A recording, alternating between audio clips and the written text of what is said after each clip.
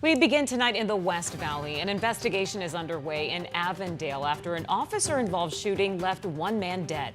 Good evening and thanks so much for joining us. For 12 News at 10, I'm Kariba Devine. I'm Mark Curtis. Police say they got a call about a man with a gun, and when they arrived, he threatened the officers. 12 News journalist Bianca Bono has been at the scene near Lower Buckeye Road and 125th Avenue. And Bianca, what's the status of the investigation right now? Well, nearly 9 hours later, and this is still the scene here in this Avondale neighborhood, clearly still very active as the investigation is ongoing. Police still trying to piece together why this all happened. An Avondale neighborhood, now the center of a police investigation after officials say a man with a gun was shot by an officer. This is the very preliminary investigation. Avondale police officer Daniel Benavidez says his department received a 911 call around 1:30 Tuesday afternoon for a report of a man with a gun near Elwood and 125th Avenue. I'm not able to share those initial details about why the call was placed or what led up to the call for service, but what I can say is that it was a subject with a gun call for service placed to Avondale police. He says multiple officers arrived and found that man in the area. That's when the situation escalated. That subject threatened the officers who responded with his gun, and an officer was forced to respond by firing upon that subject. The man was taken to the hospital where he died from his injuries. No officers or residents were hurt. As the investigation turns from day to night and the Peoria Police Department and West Valley Incident Response Team take over, questions loom large about why this happened. At this time, there are no other anticipated threats in the area regarding this incident.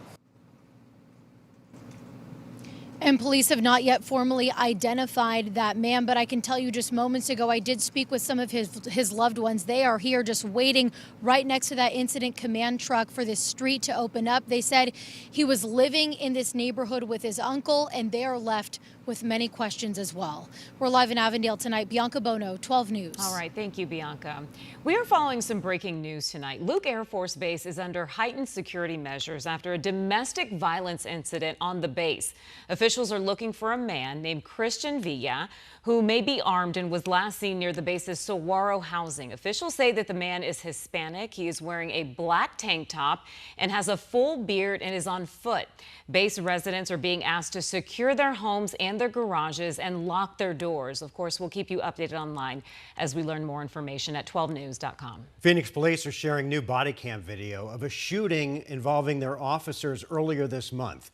It happened near 17th Avenue in Buckeye. In the video, you see police approaching a home to serve a search warrant. And then as they enter, gunfire erupts. One officer was injured in the incident.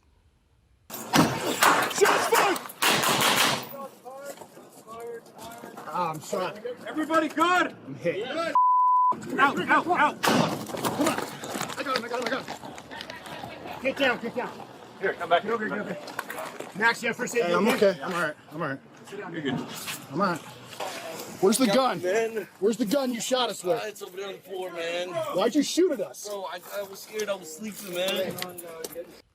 Police say the suspect is still being treated for life-threatening injuries. There's now an active investigation into the use of force by police. A bomb threat today in Tempe caused the evacuation of the police headquarters and the city courts. Police say that a man in the lobby told authorities that there was a bomb in his backpack.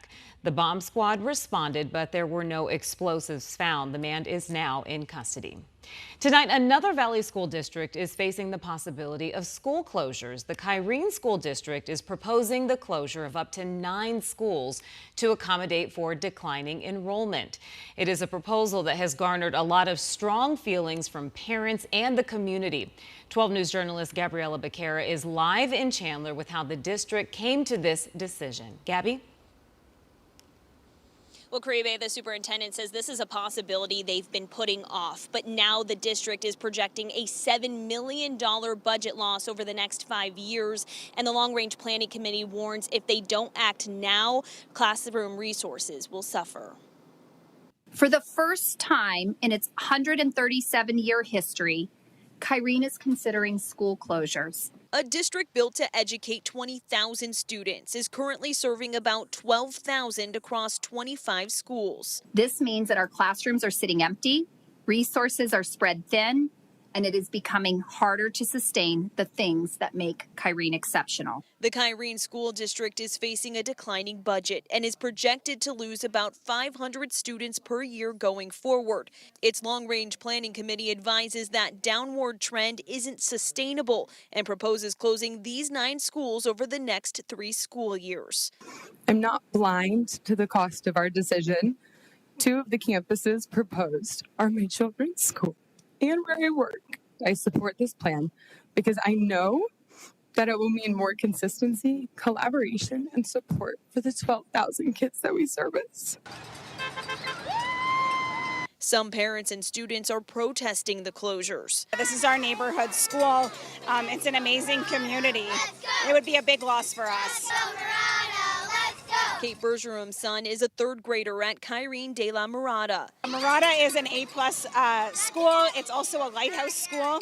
Mirada also has a gifted stream. She and other parents tell me they want the district to reconsider the school's achievements over enrollment demographics.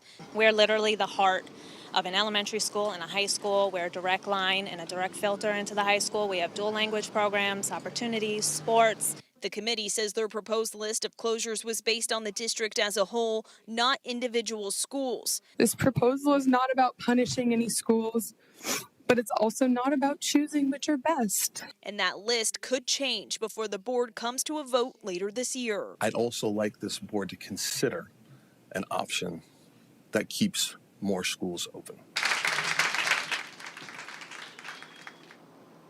And a vote won't happen until December at the earliest. There will be a number of community meetings between now and then. Live in Tempe, Gabriela Becerra, 12 News. Gabby, thanks. Tonight, the man suspected of killing conservative activist Charlie Kirk is officially facing charges.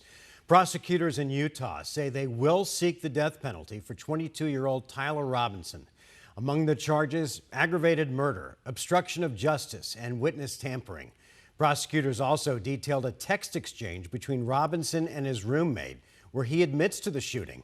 His next hearing will be September 29th. New Jersey Senator Cory Booker and FBI Director Kash Patel got into a shouting match today during a Senate committee about the assassination. The most contentious moments came just after Booker accused Patel of making the country less safe, citing Patel's firing of senior FBI officials and his significant missteps early in the investigation. That you have a suspect in a serious assassination, whoops, then you don't have a suspect. But here's the thing, Mr. Patel. I think you're not going to be around long. That rant of false information does not bring this country together. If you want to work on bringing this country, it's my time, not yours. My God.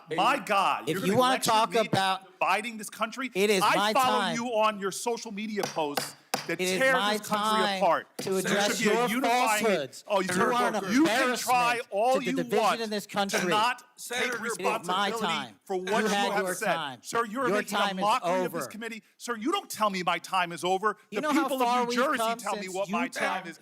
You can't lecture me. You can tell me my time's over. You may be the charge of the I'm not going anywhere. but I am not afraid of you. Mr. Chairman. Not afraid of you. Patel later admitted he could have been a little more careful about wording the subject, who was initially questioned, but said he was just trying to be transparent. Charlie Kirk's memorial service at State Farm Stadium is 5 days away, and people from all across the country are expected to attend. And of course, security is a top priority. 12 News journalist Jade Cunningham has more on what local and national law enforcement are doing to keep everyone safe.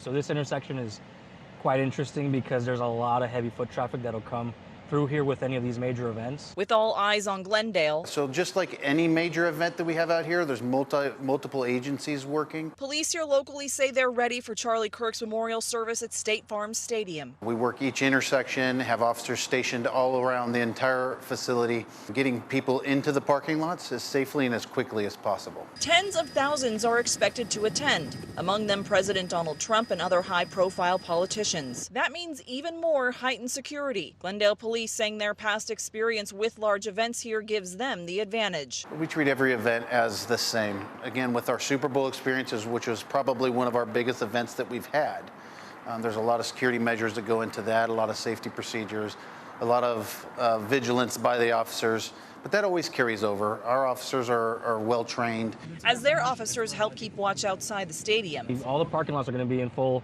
use. Other agencies like DPS, ATF, and Secret Service will also be monitoring inside. What you want to establish is a 360-degree bubble of security around that event. Former Secret Service agent of 25 years, Marcus Snipe, says there will most likely be eyes anywhere and everywhere, yet attendees may not even notice. With drones, cybersecurity, physical security, police officers posted up at positions, intelligence teams out there looking at people. There are folks working right now 16, 20, 24 hours a day just to ensure that, hey, nothing happens on their watch. Emotions with this particular event are likely to be high. Snipe saying all parties will be on alert, ready to expect the unexpected. Law enforcement has to be a little bit more diligent, needs to gain that public trust, that confidence that, hey, guess what? We've got all the bases covered. We have the responses in place, and everyone that's a part of this or lives in the city or in the county, you're going to be safe. You're not going to be affected by this. For Glendale Police. So we just want to make sure that everyone knows Glendale is a safe place. It's about careful preparation and teamwork. We want to make sure everybody has patience. They plan ahead. They know where they're going. They kind of have a plan before they get here. That way they can help fulfill the overall goal of keeping people safe. Jade Cunningham, 12 News. Jade, thanks. The memorial for Charlie Kirk is scheduled for Sunday at 11 a.m. 12 News will be there and bring you coverage beginning at 8 a.m. on Today in AZ and then exclusively on 12 Plus from 10 a.m. to 1 p.m.